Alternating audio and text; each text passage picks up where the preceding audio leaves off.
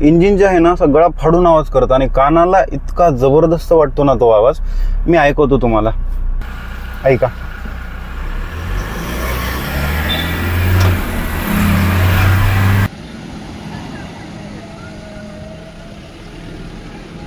मित्रांनो, फ्रेममध्ये जी गाडी तुम्ही पाहताय ती आहे एक लेजेंडरी 7 सीटर कार, जी की MPV सेगमेंटमध्ये येते. मित्रांनो, ही आहे इनोवाची क्रिस्टा ऑटोमॅटिक व्हेरियंटमध्ये 2.8 लिटर.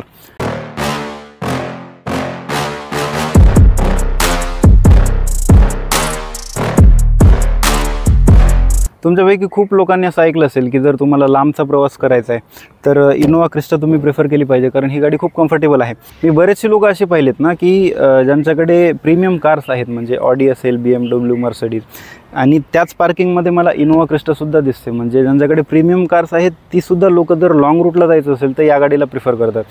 तर एवढं असं या गाडीमध्ये काय आहे, कुठल्या एवढ्या चांगल्या गोष्टी आहेत. आणि मी जवळपास 600 किलोमीटर या गाडीला चालवले. पुण्यावरनं मी मालवणपर्यंत या गाडीला घेऊन आले आणि अजूनसुद्धा मला या गाडीला चालवायचं आहे. तर ओव्हरऑल या ट्रिपमध्ये माझा एक्सपिरियन्स या गाडीसोबत कसा होता, इंजिन कसं होतं, सस्पेन्शन कसं आहे, ऑटोमॅटिक ट्रान्समिशन जे मी चालवतो आहे ते कसं आहे, सिटिंग कम्फर्ट कसं आहे, या सगळ्या गोष्टींबद्दल जे आहे ते डिटेलमध्ये चर्चा करूयात.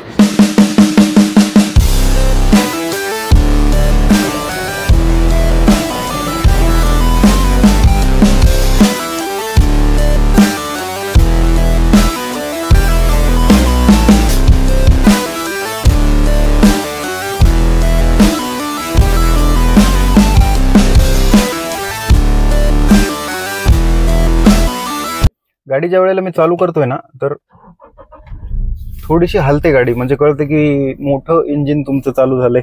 आणि जेव्हा मी पार्किंगमधनं, म्हणजे ऑटोमॅटिक गिअरबॉक्स मी चालवते, आणि ज्या वेळेला मी पार्किंगमधनं रिव्हर्समध्ये गाडी टाकतोय त्यावेळेला गाडी थोडीशी हलते, म्हणजे कळतं की गिअर एंगेज झालंय. आणि सेम मी ज्या वेळेला डीमध्ये गाडी टाकते त्यावेळेला सुद्धा गाडी जी आहे ती थोडीशी झटका मारते. आता मित्रांनो, या गाडीच्या इंजिनबद्दल जर का बोलायचं झालं ना तर सध्या मी जे चालवते ते आहे 2.8 लिटरचं, म्हणजे 2800 सीसीचं टर्बो डिझेल इंजिन. आणि पॉवर आणि परफॉर्मन्सच्या बाबतीमध्ये हे इंजिन तुम्हाला अजिबात नाराज करणार नाही. तसं या गाडीमध्ये 2 मोड्स दिलेले आहेत, एक इको आहे आणि एक पॉवर मोड दिलेला आहे. इको मोडमध्ये सुद्धा काही पॉवरची अशी खास कमी नाही आहे, पण जर तुम्ही 7 लोक या गाडीमध्ये बसलेले असाल, AC चालू आहे, लगेज आहे, आणि जर घाटांमध्ये तुम्ही प्रवास करताय ना तर त्यावेळेला जो तुम्ही अपहिल जाताय, म्हणजे ज्या वेळेला डोंगर चढताय त्यावेळेला इको मोडमध्ये तुम्हाला असा क्विक रिस्पॉन्स नाही मिळणार. रिस्पॉन्स मिळतो पण एवढा खास मिळत नाही जेवढा पॉवर मोडमध्ये तुम्हाला मिळेल.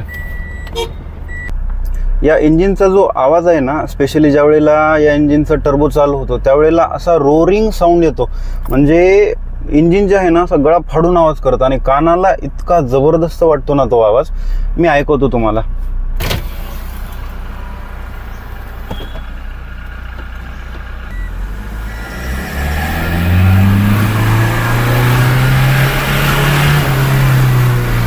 जबरदस्त आवाज, म्हणजे जी गर्जना असते ना त्या टाईपचा आवाज असा येतो इंजिनचा. म्हणजे जे 2.8 लिटरचं इंजिन दिले टर्बोचार्ज, त्याचा प्रॉपर फील येतो, असं वाटतं की तुम्ही मोठं इंजिन चालवत आहे. जर बोलायचं झालं गाडीच्या मायलेजबद्दल तर आम्ही 6 लोक या गाडीमध्ये बसून होतो. AC चालू होता. 6 लोकांचं सामान, म्हणजे जे स्कूल बॅग्स असतात ना ते या गाडीमध्ये होते. आणि या गाडीचं जे ओव्हरऑल वेट आहे 1900 किलोचं, तरीसुद्धा या गाडीने हायवेवरती मला जे मायलेज दिलेलं आहे ते जवळपास 13-14च्या जवळपास मायलेज मला दिले. आणि सिटीमध्ये जर का म्हणाल ना पुण्यामध्ये तर ते 11-12च्या जवळपास मायलेज दिले, म्हणजे खूप जास्त असं ट्रॅफिक नव्हतं. घाटांमध्ये ज्या ठिकाणी एक्स्ट्रीम चढ होते त्या ठिकाणी मला मायलेज म्हणजे 8-9 पर्यंत सुद्धा मिळालेलं आहे. आता एवढी मोठी गाडी आहे, 1900 किलोचं या गाडीचं वेट आहे, 7 माणसं आपण प्रवास करतोय, तर खूप जास्त मायलेजची अपेक्षा आपण या इंजिनकडनं नाही करू शकत. पण तरीसुद्धा या गाडीच्या हिशोबाने मला 13-14चं मायलेज हायवेवरती विथ AC खूप चांगलं मी म्हणेल ते मायलेज. नाईटला या गाडीचा जर का तुम्हाला हेडलाईट परफॉर्मन्स पाहायचा असेल ना तर हे जे आहे हे LED प्रोजेक्टरमध्ये लो बीम आहे, जे की सिल्वर लाईटमध्ये येते. आणि हाय बीम जर का ऑन केली तर ती येते हॅलोजनमध्ये, जे की येलो लाईट आहे. आणि त्यानंतर जर फॉग लॅम्प ऑन केले तर हे जे आहेत फॉग लॅम्प ऑन केल्यानंतर थोडीशी खालची विजिबिलिटी अजून चांगली वाढते. मित्रांनो, मी या गाडीला ना नाईटमध्ये सुद्धा चालवलं आहे, हायवेवरती सुद्धा चालवलं आहे आणि घाटांमध्ये सुद्धा चालवलं आहे. तर हेडलाईटच्या बाबतीमध्ये तुम्ही बाहेरून जर का पाहिलं ना तर खूप भक्क प्रकाश दिसेल तुम्हाला हेडलाईटचा. पण ज्या वेळेला नाईटला मी ड्राईव्ह करत होतो तर मला थोडासा अजून चांगला जो हेडलाईटचा परफॉर्मन्स आहे तो अपेक्षित होता. म्हणजे जो आहे तो ठीक आहे, पण यापेक्षा जर अजून चांगला असला असता ना तर ते खूप मजा आली असते म्हणजे नाईटला ड्राईव्ह करताना.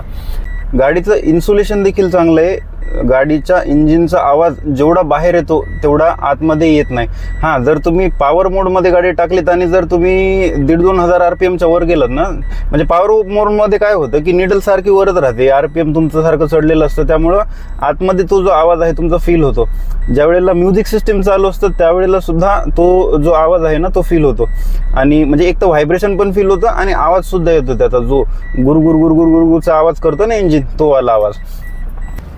अजून एक सगळ्यात इम्प्रेसिव्ह गोष्ट या गाडीबद्दल आहे ती आहेत गाडीचे सस्पेन्शन. आता सस्पेन्शन दिलेले आहेत स्मूदर साईडवरती आणि इतके मॅच्युअर सस्पेन्शन्स आहेत ना की स्मूथ सस्पेन्शन असून सुद्धा तुम्ही हायवेला जेव्हा जाता 100-120च्या स्पीडला तुम्ही क्रूज करता त्यावेळेला रस्त्यावरतीचे जे इंड्युलेशन्स येतात त्याला व्यवस्थित ॲब्झॉर्ब करते ही गाडी आणि गाडीमध्ये कमीत कमी मुवमेंट आहे.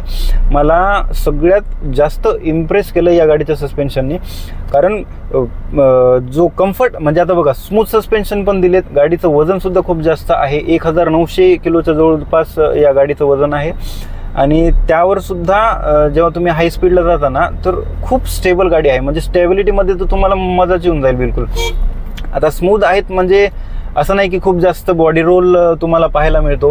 हाय स्पीडवरती म्हणजे 80-90च्या स्पीडवरती जर तुम्ही शार्प टर्न घेत असाल ना तर गाडीचं वेट एवढं आहे की सस्पेन्शन दबतंच आणि बॉडी रोल तुम्हाला फील होतो त्यामध्ये. पण साध्या स्पीडमध्ये ठीकठाक स्पीडमध्ये तुम्हाला खूप जास्त बॉडी रोल या गाडीमध्ये पाहायला नाही मिळणार. आणि त्यानंतर स्लो स्पीडमध्ये ज्या वेळेला तुम्ही जाता ना तर खूप चांगलं खड्ड्यांना ॲब्झॉर्ब करतं. जर तुम्ही हाय स्पीडमध्ये छोट्या मोठ्या खड्ड्यांवरनं गेलात, दगडांवरनं गेलात तर तुम्हाला फील पण होणार नाही की गाडी जी आहे ती खराब रस्त्यांवरनं चालत आहे. तर मॅच्युअर सस्पेन्शन आहेत, खूप चांगलं सस्पेन्शन सेटअप मी म्हणेल. मी मर्सिडीजसुद्धा चालवली आणि BMW सुद्धा चालवली, पण या गाडीचं जे सस्पेन्शन सेटअप दिलं आहे ना त्या गोष्टीने मला खूप जास्त इम्प्रेस केलं आहे. आता राईड क्वालिटी, राईड कम्फर्ट आणि हँडलिंगविषयी जर का बोलायचं झालं तर हँडलिंग गाडीची ठीकठाक आहे, म्हणजे इतकी खूप जास्त जसं की फोक्सवॅगनच्या गाड्यांमध्ये जे असते ना अशी ॲक्युरेट स्टेअरिंग, जबरदस्त फीडबॅक, त्या प्रकारचं खूप जास्त तुम्ही अपेक्षा नाही करू शकत. पण जे आहे ठीक आहे, चांगलं आहे मी म्हणेल त्याला. स्टेअरिंगविषयी जर का सांगायचं झालं ना या गाडीच्या तर मी एक गोष्ट नोटीस केली आहे की सुरुवातीला जर कोणी या गाडीला चालवत असेल तर पार्किंग स्पीडमध्ये किंवा स्लो स्पीडमध्ये थोडंसं हार्ड स्टेअरिंग या गाडीचं वाटू शकतं, पण तो तेवढाच कॉन्फिडन्स पण देतं. स्लो स्पीडमध्ये जर तुम्ही घाट चढत असाल, एक्स्ट्रीम स्टिफ चढाई असेल किंवा स्टिफ तुम्हाला उतार घ्यायचा असेल तर तो एक कॉन्फिडन्स येतो की स्टेअरिंग एवढं वळवल्यानंतर गाडी एवढी वळते, पण तुम्हाला त्यासाठी यूज टू व्हावं लागेल. कारण कसं असतं प्रत्येक गाडीचा जो स्टेअरिंगचं बिहेवियर असतं ना ते थोडंसं वेगवेगळं असतं. खराब रस्त्यांवरती गाडीचं जे सस्पेन्शन आहे ना ते कमालच आहे, म्हणजे एक नंबर. राईड क्वालिटी एक नंबर, हँडलिंग एक नंबर. आता हाय स्पीडमध्ये बघा, हाय स्पीडमध्ये मी ज्या वेळेला टर्न घेतोय ना तर गाडीच्या वेटमुळे गाडीचा थोडासा बॉडी रोल याच्यामध्ये म्हणजे फील होते. आणि जर मी ब्रेकिंग करतोय ना गाडी थोडीशी अशी नोज डीप घेते, म्हणजे समोरचा जो भाग आहे ना तो असा खाली होतो, जे की खूप मस्त वाटतं. असं एक SUVचा जो फील आहे ना तो यामध्ये येतो. गाडीचा जो समोरचा ॲप्रोच अँगल आहे ना तो थोडासा कमी मला वाटतो. आता ही गाडी ना ऑफरोडिंगसाठी बनलेली नाही आहे, म्हणजे खूप लोक या गाडीने ऑफरोडिंग करतात, जी की खूप चुकीची गोष्ट आहे. या गाडीचा पर्पज तो नाही आहे. या गाडीचं वजनसुद्धा खूप जास्त आहे, त्यामुळं प्रॉपर ऑफरोडिंग व्हेकल आपण याला नाही म्हणू शकत. तर जो ॲप्रोच अँगल आहे ना गाडीचा समोरचा त्यावेळेला जर खूप असं स्टिफ चढ वगैरे असेल ना तर त्या केसमध्ये ही गाडी समोरून थोडी लागू शकते. आणि सिटीमध्ये जे थोडेसे मोठे स्पीड ब्रेकर्स असतात त्यावरती काय होतं, तुम्ही जर खूप जोरात गाडी नेलीत ना तर ज्या वेळेला गाडी समोर येते रस्त्यावरती त्यावेळेला ती समोरून घासू शकते. म्हणजे हाय स्पीडमध्ये जर का तुम्ही स्पीड ब्रेकरवरती नेली ना तर समोरून गाडी घासू शकते. त्यानंतर हे जे म्हणजे मोठं इंजिन आहे ना 2800 cc, त्यामुळं काय होतं ना की गाडीचा जो लो एंड टॉर्क आहे तो खूप चांगला आहे. म्हणजे हलकंसं जरी तुम्ही ॲक्सेलरेटर प्रेस केलं ना तर स्लो स्पीडवरती ही गाडी खूप चांगलं ॲक्सेलरेशन करते. आणि या गाडीची सगळ्यात जी इम्प्रेसिव्ह गोष्ट मला वाटली ती आहे या गाडीच्या गिअरबॉक्स आणि इंजिनची ट्युनिंग. म्हणजे इतकी जबरदस्त ट्युनिंग केलेली आहे ना. मी खूप गिअरबॉक्स चालवलेत. आता हे ऑटोमॅटिकमध्ये टॉर्क कन्व्हर्टर आहे, तर जोपर्यंत इंजिनवरती लोड येणार नाही तोपर्यंत हा गिअरबॉक्स डाऊनशिफ्ट करत नाही. म्हणजे कमीत कमी RPMवरती जास्तीत जास्त गिअर तुम्ही म्हणजे जास्तीत जास्त गिअरवरती तुम्ही चालू शकता. जर परफॉर्मन्सविषयी बोलाल गिअरबॉक्सचा तर ठीकठाक परफॉर्मन्स मला याचा वाटला. म्हणजे मला कुठल्याही क्षणी म्हणजे घाटांमध्ये किंवा हायवेवरती असं नाही वाटलं की याऐवजी हा गिअर जर असला असता तर अजून परफॉर्मन्स चांगला मिळाला असतं. या प्रकारचा असा काही खास फरक नाही पडत. मॅक्झिमम टॉर्क कन्व्हर्टर गिअरबॉक्समध्ये ऑटोमॅटिक ट्रान्समिशनमध्ये मी हा असा ऑब्झर्व केले की 2-2,500 RPMच्या वर जोपर्यंत जात नाही ना तोपर्यंत गाडी अपशिफ्ट करत नाही. पण याचं तसं नाही आहे. म्हणजे जर का 1,500 RPMवरती तुमची गाडी आहे आणि इंजिनवरती लोड नाही तर गाडी आपोआप अपशिफ्ट करते. म्हणजे इतकं इम्प्रेसिव्ह आणि इतकं जबरदस्त ट्युनिंग मला याची वाटली ना की खूप इम्प्रेसिव्ह आहे. त्यानंतर सीट कम्फर्टबद्दल जर का बोलायचं झालं तर तिन्ही रोमध्ये सीट कम्फर्ट खूप चांगला आहे. फक्त जी सगळ्यात शेवटची रो आहे, जी थर्ड रो आहे, त्यामध्ये जर तुमची हाईट 6 फीटपेक्षा थोडीशी जास्त असेल ना तर तुम्हाला थाय सपोर्ट कमी मिळतो. आणि म्हणजे खूप जर लाँग रूटला तुम्हाला जायचं असेल 500-600 किलोमीटरपर्यंत तर तिथपर्यंत ठीक आहे. पण त्याच्यानंतर तुम्हाला मदत ब्रेक घ्यावं लागतील. म्हणजे असं नाही आहे की थर्ड रो खूप अनकम्फर्टेबल आहे, अशातला कुठलाही भाग नाही. पण तुमची हाईट थोडीशी कमी असेल ना, 6 फीटपेक्षा जर तुमची हाईट कमी असेल तर त्या केसमध्ये खूप कम्फर्टेबल तुम्ही थर्ड रोमध्ये सुद्धा बसू शकतात. आणि व्हिजिबिलिटीविषयी जे आहे ना, ग्लास एरिया गाडीचा मोठा आहे चांगला. ORVMची जी साईज आहे ती पण चांगली आहे. जो IRVM आहे तो पण चांगला एरिया मागचा कव्हर करतो. म्हणजे पूर्ण जी मागची विंडस्क्रीन आहे ती दिसते त्यामध्ये. आणि मला असं वाटतं की 30 लाख दिल्यानंतर जर 360 डिग्री कॅमेरा दिला असता या गाडीमध्ये तर ते अजून एक चांगलं फीचर झालं असतं, एक युजेबल फीचर झालं असतं. मी असं काय म्हणतोय कारण मी मालवणच्या ज्या वेळेला क्रॅम्प्ड रस्त्यांमध्ये चालत होतो ना, असे 90 डिग्रीवाले कॉर्नर होते. तर गाडीची लेंथ एवढी आहे ना की इथं बसून मी तिकडचं जजमेंट एवढ्या सोप्या पद्धतीत लावू शकत नाही. काही वेळेला मला काच काढून मागे बघावं लागायचं किंवा काही वेळेला रिव्हर्स कॅमेरा आम्हाला चालू करावा लागायचा. या ठिकाणी जर का 360 डिग्री कॅमेरा दिला असता तर ते माझ्यासाठी खूप जास्त एक युजफुल फीचर झालं असतं. त्यानंतर गरमीच्या दिवसांमध्ये इकडे म्हणजे आत्तासुद्धा इकडे ह्युमिडिटीमुळं जी गरमी आहे ना ती जाणवते. त्यामुळं AC सोबत जर का यांनी सीट व्हेंटिलेशनचं एक फीचर दिलं असतं तर ते एक खूप चांगलं झालं असतं. आता गाडीचं जे बोनट आहे ना ते तो थोडंसं असं स्लोपिंग आहे, त्यामुळं काय होतं की असं प्रॉपर SUV मध्ये तुम्हाला बसल्यासारखं नाही वाटत. पण जो डॅशबोर्डचा लेआउट आहे, जी सिटिंग पोझिशन आहे, जी विड्थ आहे, त्यामुळे तुम्हाला असं वाटेल की तुम्ही एक SUV चालवताय दमदार. या गाडीच्या वेटचा जो फायदा आहे ना तो सगळ्यात जास्त तुम्हाला हायवेवरती पाहायला मिळेल. कारण super stable suspensions, super stable car 120 वरती हे आहे. पण जसं 120च्या स्पीडला गाडी क्रॉस करते ना त्याच्यानंतर थोडंसं जरी स्टेअरिंग इकडे तिकडे जरी झालं ना तर गाडी पूर्ण हलायला लागते. म्हणजे बॉडी रोल खूप जास्त मिळतो. आता अर्गोनॉमिक्स विषयी जर का बोलायचं झालं म्हणजे कुठली गोष्ट रिचमध्ये आहे किंवा एखादं बटन इथं असायला पाहिजे होतं तर जो सीट तुमच्या हाईटनुसार जर का तुम्ही ॲडजस्ट केलीत ना तर सगळे कंट्रोल्स गाडीचे रिचमध्ये आहेत. त्यानंतर जी गाडीची प्लास्टिक क्वालिटी आहे ना, आता 30 लाख देऊन सुद्धा तुम्हाला गाडीमध्ये सॉफ्ट टच मटेरियल नाही मिळत कुठेही, सगळीकडे हार्ड प्लास्टिक दिले. पण जे लेआउट दिले प्लास्टिकचं, जे टेक्स्चर दिले, जी डिझाईन दिलेली आहे प्लास्टिकची, ओव्हरऑल ती खूप चांगली आहे. म्हणजे वुडन फिनिशमध्ये जे इन्सर्ट्स आहेत ते दिलेले आहेत. एकतर पाहायला हे खूप जबरदस्त वाटतं आणि प्लास्टिकची जी क्वालिटी आहे ना ती खूप चांगली आहे. म्हणजे या डॅशबोर्डमधलं तुम्ही कुठलंही बटन दाबलात ना त्याचा जो टिकिंग साऊंड आहे किंवा ही सगळी बटणं वापरताना तुम्ही ज्या वेळेला फील करता ना त्यावेळेला कळतं की गाडीमध्ये जे प्लास्टिक दिले ते असं चीप क्वालिटीचं नाही आहे, म्हणजे चांगल्या क्वालिटीचं आहे. आता ही गाडी ना टॅक्सी पर्पजसाठी सुद्धा खूप जास्त यूज केली जाते, म्हणजे कमर्शियल पर्पजसाठी. तर कमर्शियलसाठी जर एखादी गाडी यूज होत असेल तर समजून जायचं की ती जी गाडी आहे ना ती एक लो मेंटेनन्स कार आहे आणि त्याचसोबत त्या गाडीचं जे मायलेज आहे ते सुद्धा चांगलं आहे. आता या गाडीचं 13-14चं जे मायलेज आहे काही लोकांना कमी वाटत असेल पण गाडीच्या हिशोबाने हे मायलेज खूप चांगलं आहे. तर मित्रांनो, मुद्द्याचा विषय असा आहे की 30 लाख रुपये तुम्ही या गाडीसाठी देताय आणि 30 लाखांमध्ये तुम्हाला काय मिळतं? तर 30 लाखांमध्ये तुम्हाला एक ताबडतोड रिलायबिलिटी मिळते. तुम्ही काही लोक असे पाहिले असाल की 5-5 लाख किलोमीटर त्यांनी कमर्शियलमध्ये जे आहे ही गाडी चालवलेली आहे, म्हणजे जी फर्स्ट जनरेशन वगैरे इनोवा आहे, आणि तरीसुद्धा त्या गाडीचं इंजिन नाही खुललं आहे, म्हणजे इंजिनमध्ये कुठलंही काम नाही आहे. तर ताबडतोड रिलायबिलिटी तुम्हाला मिळते, जबरदस्त तुम्हाला सीट कम्फर्ट मिळतोय, जबरदस्त तुम्हाला सस्पेन्शन सेटअप मिळतोय. त्यानंतर जी प्लास्टिक क्वालिटी आहे, कुठूनही चरचरचा खडखडचा आवाज नाही आहे, म्हणजे चांगलं प्लास्टिक आणि चांगलं सस्पेन्शन असल्या कारणाने कुठूनही या गाडीमध्ये रॅटलिंग नॉईज येत नाही. त्याचसोबत जो फील आहे ना या गाडीमध्ये, एक असा प्रीमियम फील येतो. आणि जसं की मी सांगितलं की ज्या लोकांकडे प्रीमियम कार्स आहेत, BMW, मर्सिडीज, ती लोकंसुद्धा या गाडीला प्रिफर करतात. म्हणजे खूप ही खरंच तर खूप मोठी गोष्ट आहे. या गाडीच्या कॉम्पिटिशनमध्ये खूप गाड्या आल्या, पण म्हणजे त्या गाड्यांच्या कंपन्यांनी असं क्लेम केलं की कमी किमतीमध्ये ते इनोवासारखा कम्फर्ट आणि रिलायबिलिटी प्रोव्हाइड करतील, पण या गाडीचं कॉम्पिटिशन एक्झिस्टच करत नाही, मी जर खरं सांगायचं झालं. कारण काही या गाडीमध्ये गोष्टी अशा आहेत ना की त्या कुणीही मॅच करू शकत नाही बाकीच्या कंपन्यांचे जे प्रोडक्ट्स आहेत. म्हणजे सस्पेन्शनच्या बाबतीत असेल, जी गिअरबॉक्सची ट्युनिंग आहे, ते कुठलाही ब्रँड आणू शकत नाही. या गाडीच्या मी तर म्हणतोय ना की जवळपास सुद्धा नाही आहेत ते.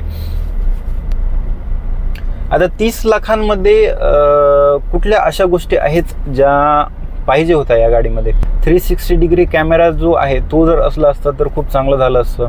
त्यानंतर जे सीट व्हेंटिलेशनचं जे फीचर आहे ते असायला पाहिजे होतं.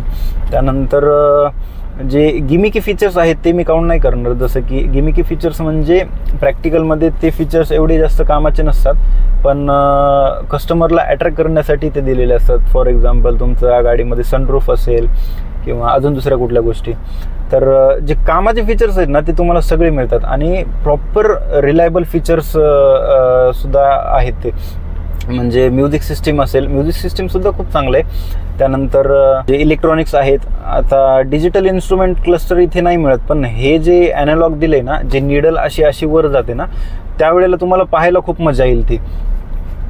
त्यानंतर हे जे टच स्क्रीन इन्फोटेनमेंट सिस्टीम दिले ना, ते थोडंसं अजून चांगलं असू शकलं असतं, किंवा त्याचा जो टच रिस्पॉन्स आहे ते थोडंसं असं वाटतं की जुन्या काळातलं दिलं आहे, आउटडेटेड. पण असं नाही की त्याला वापरण्यामध्ये काही प्रॉब्लेम आहे, तुम्ही व्यवस्थित ते म्युझिक सिस्टीम वापरू शकता. आता या गाडीविषयी जर का बोलायचं झालं ना की 30 लाख रुपये तुम्ही या गाडीविषयी म्हणजे या गाडीसाठी देताय, आणि 30 लाखांसाठी ही गाडी वर्थ आहे का? तुमच्या पैशांची जी पूर्ण किंमत आहे ती तुम्हाला मिळते का? तर हो मित्रांनो, नक्कीच मिळते. फीचर्सच्या बाबतीत मी मान्य करतो की गाडी कुठेतरी थोडीशी आउटडेटेड आहे, किंवा जे फीचर्स आजच्या तारखेत मिळायला पाहिजेत ते मिळत नाहीत. पण जेवढे फीचर्स आहेत कामाचे आहेत. आणि टोयोटा जे आहे ना ते फीचर्ससाठी पैसा घेत नाही, ते पैसा घेते गाडीसाठी, किंवा जी एक रिलायबिलिटी असते त्या टाईपचा. रिव्हर्स कॅमेरा तुम्ही पाहू शकतात की रिव्हर्स कॅमेराची जी क्वालिटी आहे ना ती ठीकठाक आहे, म्हणजे काम वगैरे चालून जाईल त्यामध्ये. तर मुद्द्याचा विषय असा आहे की 30 लाख रुपये तुम्ही या गाडीवरती खर्च करू शकता का? तर हो मित्रांनो, जर तुम्हाला सारखं लॉंग रूटला प्रवास करायचा असेल, तुमची फॅमिली जास्त असेल, तुम्हाला कम्फर्ट एक नंबर पाहिजे असेल ना, तर तुम्ही बिनधास्त या गाडीवरती जा. बऱ्याचशा डीलरशिप्समध्ये मी असं ऐकलंय ना की ते लोक या गाडीची टेस्ट ड्राईव्ह प्रोव्हाइड करत नाहीत. कारण का, या गाडीला घेणारा माणूस ना या गाडीची टेस्ट ड्राईव्ह सुद्धा घेत नाही. ही गाडी नावावर विकते, आणि असं नाही की फक्त नावच आहे या गाडीचं, या गाडीमध्ये त्या क्वालिटीज आहेत. हायवेवरती ज्या वेळेला, आता ह्याच्यावरती जर का मी गाडी पळवली ना चांगली, इतकी जबरदस्त स्मूथनेस येते गाडीमध्ये, तुम्हाला वाटणार सुद्धा नाही की गाडी 100-120च्या स्पीडवरती आहे. आणि ही जी आहे ना, या सगळ्या खासियत आहेत इनोवा क्रिस्टाच्या, म्हणजे हा दुसऱ्या कुठल्या ब्रँड त्यांच्या गाडीमध्ये नाही ऑफर करू शकत. तर मित्रांनो, हेच सगळं होतं टोयोटा इनोवा क्रिस्टाबद्दल. अपेक्षा करतो की तुम्हाला हा व्हिडिओ आवडला असेल, आणि व्हिडिओ कसा वाटला आणि गाडी कशी वाटली या दोन्ही गोष्टी तुम्ही मला प्लीज कमेंटमध्ये सांगा. आणि भेटूयात अशाच एका नवीन व्हिडिओमध्ये. तोपर्यंतसाठी खूप खूप धन्यवाद व्हिडिओ शेवटपर्यंत पाहण्यासाठी. जय हिंद.